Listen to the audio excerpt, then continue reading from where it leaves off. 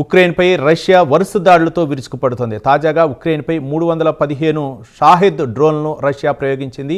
ఈ దాడుల ఫలితంగా జననష్టం కూడా జరిగినట్లు సమాచారం. మొత్తం మీద ఉక్రెయిన్ అంతు చూసేంత వరకు రష్యా అధినేత పుతిన్ నిద్రపోయేలా లేరు.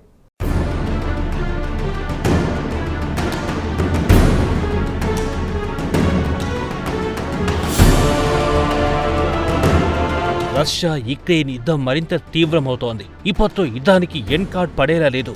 ఇటు యుక్రెయిన్ అటు రష్యా రెండు దేశాలు ఎడాపెడా దాడులు చేసుకుంటున్నాయి. ఓసారి యుక్రెయిన్ది పైచేయి అయితే మరోసారి రష్యాది పైచేయి అవుతుంది. క్షిపణులు డ్రోన్లతో రెండు దేశాలు స్వైర విహారం చేస్తున్నాయి. కాగా అమెరికా అధ్యక్షుడు ట్రంప్ మాత్రం రెండు దేశాల మధ్య శాంతి చర్చలకు చొరవ చూపుతున్నారు. కాగా ఇటీవల జరిగిన శాంతి చర్చలు కూడా ఎటువంటి ఫలితాన్ని ఇవ్వలేదు. ఒకవైపు శాంతి చర్చలు, మరోవైపు దాడులు అన్నట్టుగా తయారయ్యింది రష్యా యుక్రెయిన్ యుద్ధం పరిస్థితి.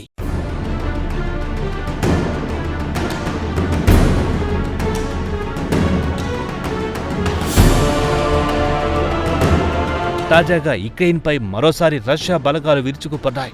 గతంలో ఎన్నడూ లేనంతగా ఈసారి భీకర దాడులతో విరుచుకుపడింది రష్యా.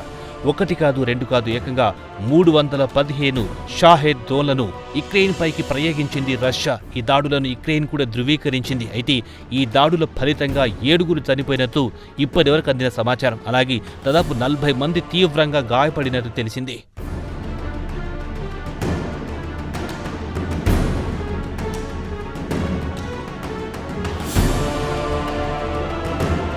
అయితే 315 డ్రోన్లతోనే రష్యా సరిపెట్టలేదు. ఈ డ్రోన్లకు తోడుగా ఉత్తర కొరియా ఇచ్చిన అనేక బాలిస్టిక్ క్షిపణులను, అలాగే 5 క్రూయిజ్లను కూడా రష్యా ప్రయోగించింది. ప్రధానంగా యుక్రెయిన్ రాజధాని కీవ్ నగరాన్ని టార్గెట్ చేసుకుని రష్యా భీకర దాడులు చేసింది. ఇదిలా ఉంటే 213 డ్రోన్లు, 7 క్షిపణులను తాము నేల కూల్చినట్టు యుక్రెయిన్ వైమానిక దళం వెల్లడించింది.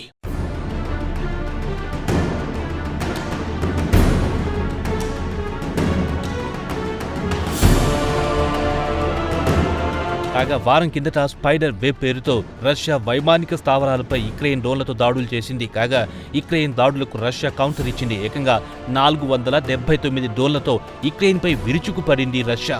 స్పైడర్ వెబ్ పేరుతో వారం కిందట యుక్రెయిన్ చేసిన డ్రోన్ల దాడితో రష్యాకు దిమ్మ తిరిగింది. ఈ దాడిలో రష్యాకు చెందిన 41 యుద్ధ విమానాలు ధ్వంసమయ్యాయి. రష్యాకు ఇది ఊహించని దెబ్బ. అంతేకాదు, ఇటీవల కాలంలో యుక్రెయిన్ నుంచి ఈ రేంజ్లో రష్యాకు ఎన్నడూ ప్రతిఘటన ఎదురు కాలేదు. అలాగే డ్రోన్లతో మాస్కోపై కీవ్ ఏ రేంజ్లో విరుచుకు పడగలదో కూడా తాజాగా ఈ దాడుల ఘటన ప్రపంచానికి తెలియజేసింది.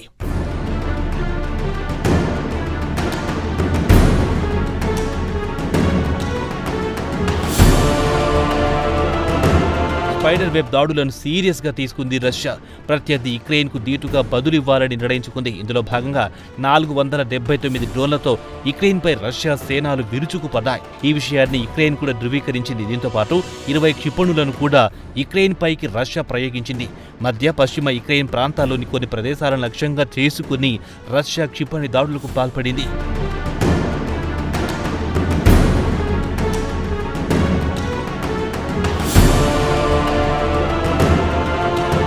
ఇదిలా ఉంటే రష్యా నౌకాదళం కోసం ఇటీవల సరికొత్త వ్యూహాన్ని ఆ దేశ అధినేత పుతిన్ ఆమోదించారు. ప్రపంచంలోనే అత్యుత్తమ దళంగా రష్యా నేవీని తీర్చిదిద్దడమే ఈ సరికొత్త వ్యూహమన్నారు క్రెమ్లిన్ ప్రతినిధి నికోలాయ్ పత్రుషేవ్. వాస్తవానికి చైనా, అమెరికా తర్వాత 3వ అతిపెద్ద నావికా దళం రష్యాదే.